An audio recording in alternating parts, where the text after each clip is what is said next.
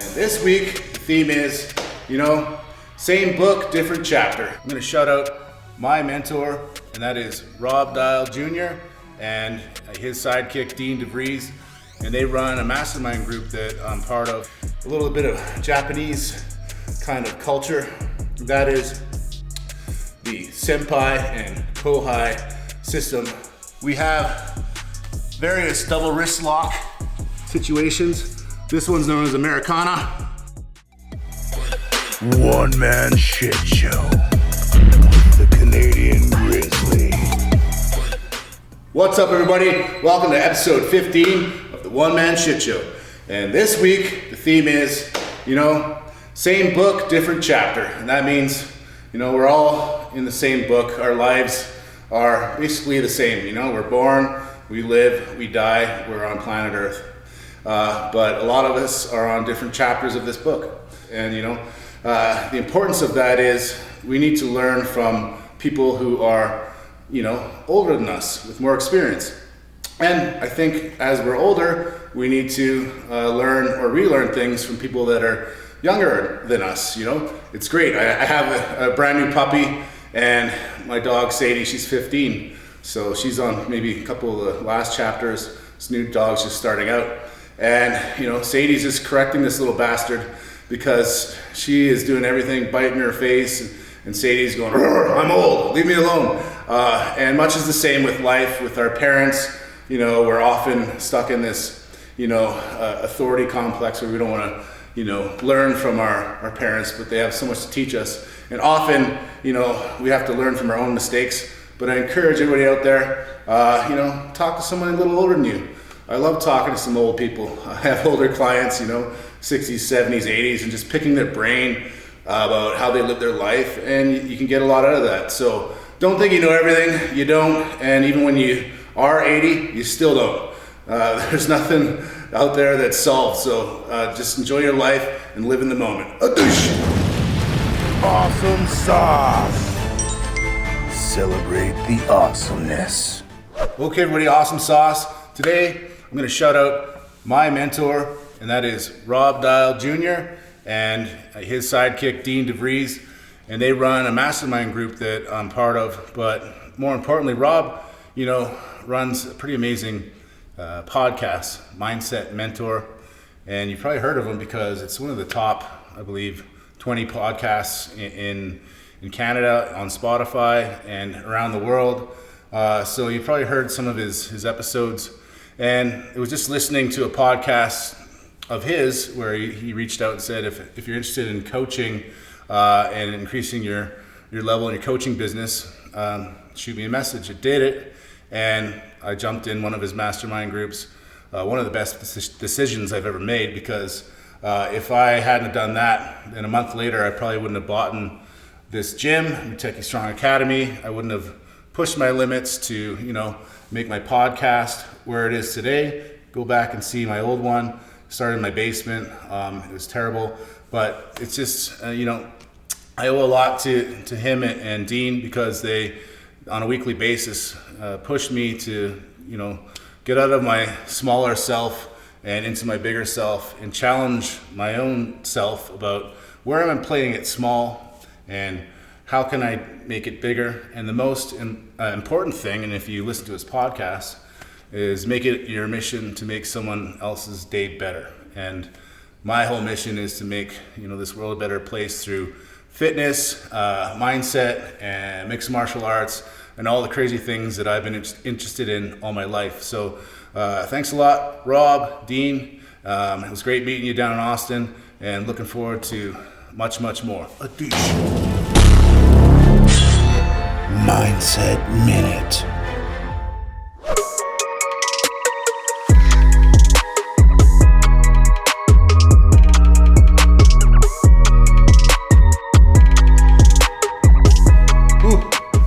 Well, it's getting a pump up here on a Sunday night, and I find my mind starts to flow a little better when got the blood flowing, dopamine, serotonin, whatever the fuck's going on, all of my Magnum supplements pulsing through my veins. And Mindset Minute, I want to talk about a little bit of Japanese kind of culture.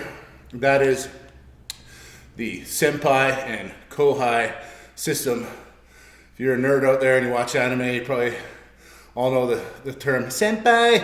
Well, hey, I went over there without the intention of being an anime geek, but I went there to learn.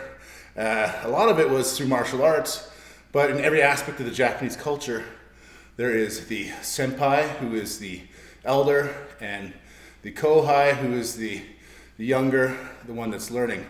So over there, it's awesome because there's always a respect. Even if someone's a grade higher than you, you respect your elder. If someone's older than you, you have to respect them. And I find that system is kind of lost here in North America because we think that we earn things by accomplishing them. And if, let's say, oh, I have a degree already, or I've done this, I've done that, that means I'm better than you, even though I'm younger than you. And that's not the case, because with life comes experience, and with experience comes knowledge. And you could be a young genius and know, you can memorize whatever book of knowledge there is, but you still don't have that experience, right? You have knowledge, but you don't have the experience. You can't really cash any checks at the moment because you haven't put in the work. And I find a lot of people are out there cashing these checks that are predated for 10 years down the road, where your potential is going to be fully maxed out and you can do those things. But the problem is you haven't done those things. So you have to really value the experience of others and learn from others. So I feel the Japanese system is something that's amazing. SENPAI, KOHAI. So remember that. You're always here to learn, and there's people that are ahead of you in the game. Classic fights. Fight-o. What's up, everybody? Classic fights. And today we're going to talk about maybe one of the most classic, because it's so old, 1951, Gracie versus Japanese judoka named Kimura. And this happened in Rio de Janeiro, and it was a big grappling match, jiu-jitsu versus judo. And believe it or not, the Japanese guy Kimura was a mountain of a man. He was big and strong, and Gracie not so much like 𝐻.𝐒 Gracie, who won UFC 1, kind of slight, but all technique. Well, it turns out this match, Gracie got tossed around like a rag doll in the first round. It was a 10-minute round. Second round, much of the same. He was just kind of outmatched, and Kimura got on top of him and was smothering him a lot. Eventually, Gracie put out an arm, and Kimura was able to grab that and throw in gyaku ude garami, Japanese term for the double wrist lock in catch wrestling, or in jiu-jitsu, Brazilian jiu-jitsu, after this day is known as the Kimura lock, because that was the lock that was used to actually break Helio's arm.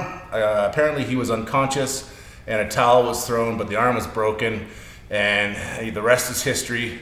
So classic fight, and stay tuned because I'm going to go over and show you some of my techniques and variations of the Kimura lock.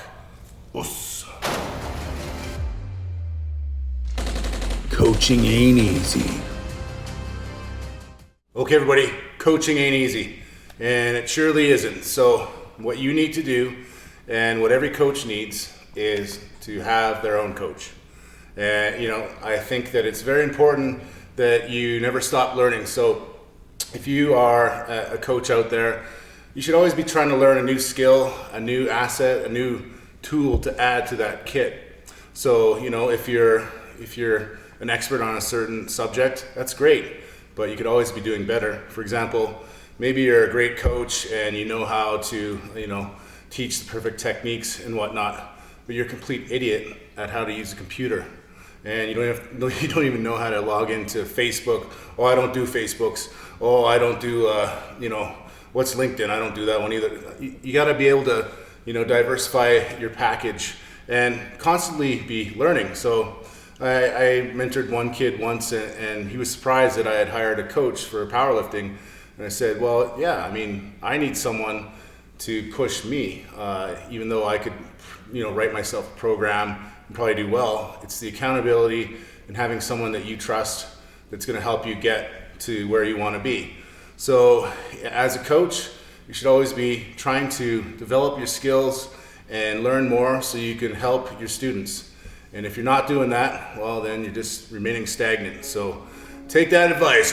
Douche. Top secret information. Technique Geek.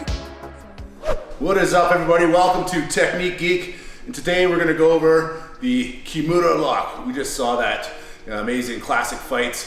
And, how did he pull it off? The move is actually named after him. So we're going to go over that. First of all, I want to shout out 𝐎.𝐒 in the Cage, Canada's longest running MMA organization out of Lethbridge, run by Lee Meehan. Finally, I could fit into this tank top. I bought it when I was about 350, and it looked like sausage casing on me, so I'm a little happy. I look all right in this now.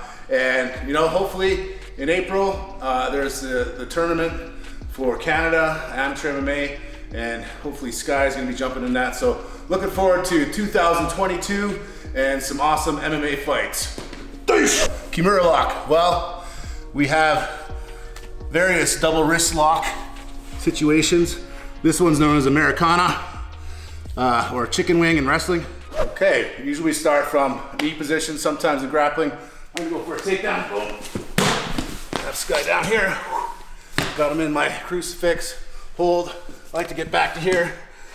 Maybe control this hand. Boom. Get over here.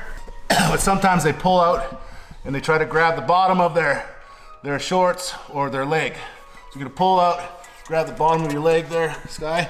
I'm gonna pull out here, reach up, grab to the ground, and I'm gonna switch my wipers here and Kimura lock. Okay guys, so here I am in side control and we're trying to fight with the opponent here. Sometimes they'll bridge up and try to roll out the other way. Boom. Here we are. I have that arm tucked under here, right? Here. I'm gonna clamp down on his head. Boom. He doesn't like that. I'm gonna switch here, grab down. Often they're gonna fight it. I'm gonna pull up and tap. One more time, he's gonna try to fight it. Grab two hands together or whatnot. He doesn't like that. I'm gonna pull up and tap.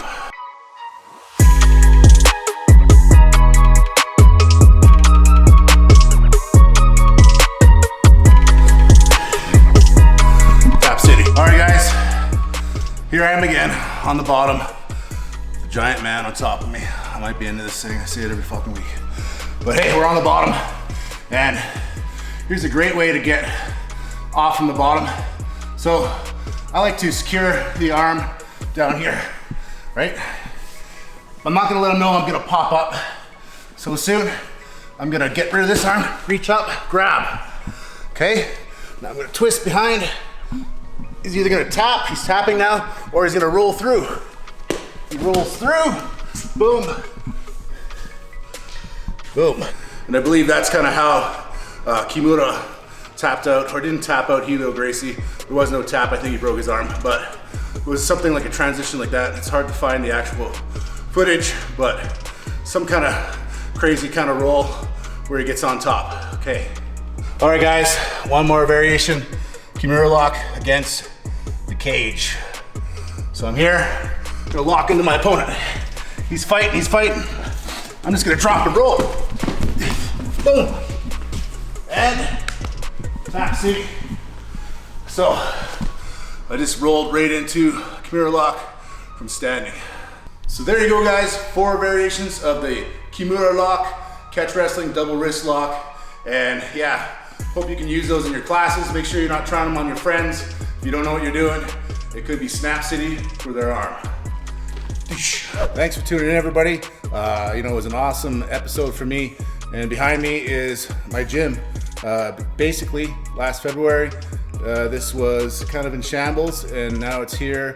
It's running. The community's great, and I'm super pumped about that. So, you know, think big and dream big, and if it feels right, do the shit. I want to say thank you to all my sponsors. Number 1, Magnum Supplements. 2, Resolute Strengthwear, Bridge City Brand, and The Punchline. All their codes will be up here, and you can get some discounts. Go check them out, and I hope you guys have a tremendous week, and I'll see you again. Don't forget to take care of your body and your mind, or else your life is gonna be a shit show, and you don't want that.